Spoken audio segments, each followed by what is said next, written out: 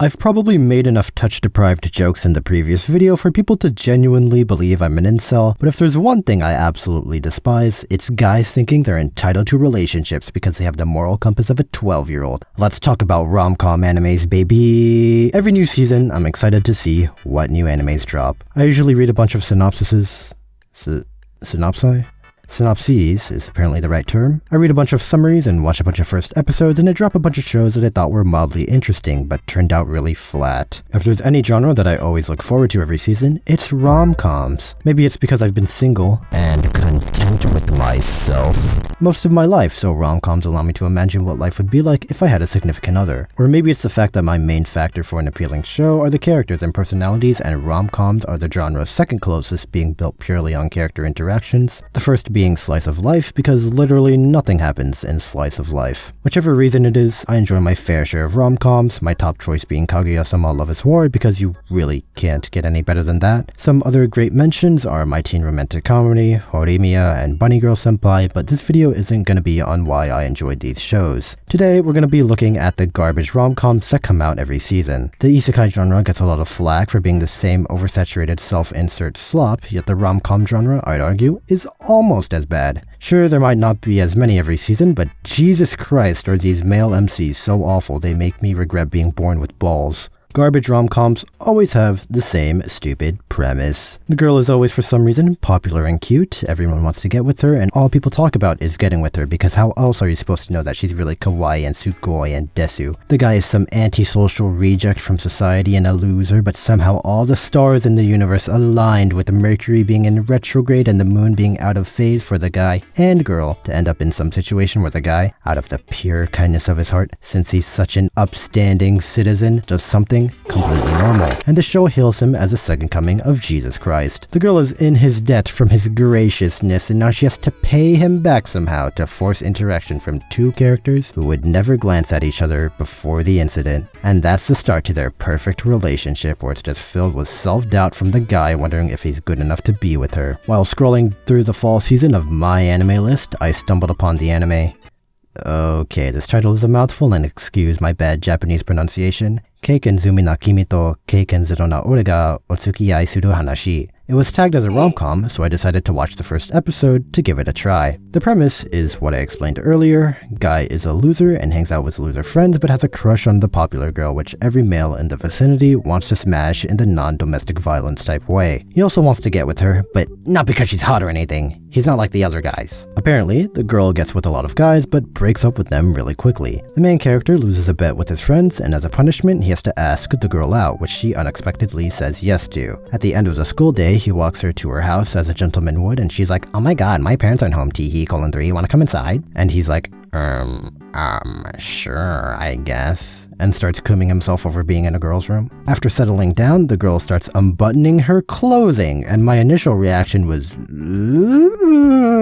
fan service this early? But don't worry, it gets worse. She asks if he wants to have sex. And as a refined user of 4chan, he's like, "Nah, I'm good." Then he starts questioning why she's so quick to do it. The girl says that she did it to keep her previous boyfriend's attention, because I thought that's all what guys care about. And here is where I went ballistic. When I first saw this extremely dumbass explanation of why a high school girl is giving up her body to a bunch of different guys, I started screaming from shock. It's not because I am afraid of boobs and need exposure therapy. It was the fact that immediately offering sexual favors on day one to receive the bare minimum of attention from your significant other is a giant sign of sexual abuse from previous relationships. So on top of creating a terrible female character with a plastic airhead personality to make the guy seem like he's a saint for doing what any normal, caring person should do, whoever wrote this shit unintentionally gave the heroine of the show extremely heavy psychological trauma while simultaneously downplaying the issue of sexual abuse itself because,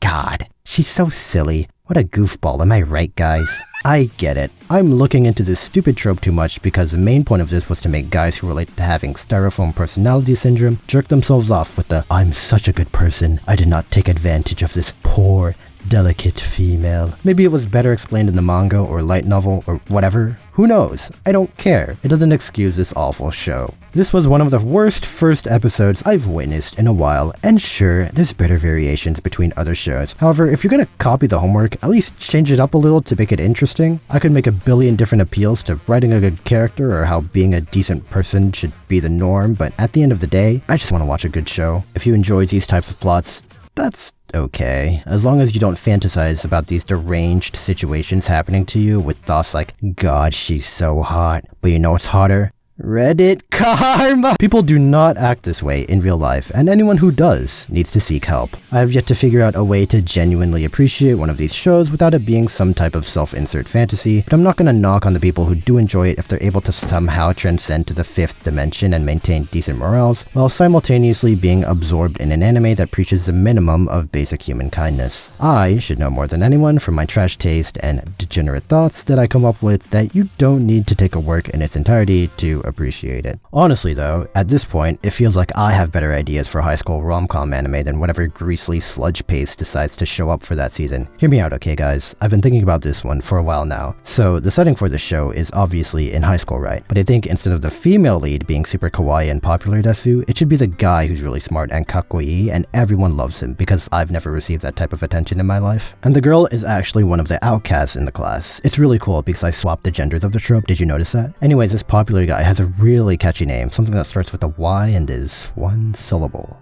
Something like Yai? Yay? Let's go with Yi. So this Yi guy is really attracted to the gloomy social outcast otaku girl. Her name is something like I want it to be more Japanese, right? Oh, I know, let's go with Ame. Ame means rain in Japanese, but it also means sweet because she can be gloomy like rain but also sweet like candy, so there's that double meaning. I'm really smart, by the way, this is all original. And Ame, even though she doesn't have many friends in school, is actually a really popular cosplay streamer online and goes by the pseudonym of K-Angel. He is also secretly an extremely big YouTuber with like 20 million subscribers, but he hides it from his friends because he doesn't want to get called a loser. Fuck you, Nathan from school. Ame also hides the fact that she's a streamer, but Yi and Ame do a collab stream together, and after the stream, Ame's cosplay accidentally comes off and Yi recognizes her and he's like, oh my Kami-sama, are you Ame from school? And she's like, what? Wait, I recognize that super hot, deep and sexy Discord voice. Are you Yi from school? And that's the start to their perfect relationship where they misinterpret each other's feelings for the next 20 seasons. So yeah, I think this is a masterpiece. Tell me what you guys think in the comments.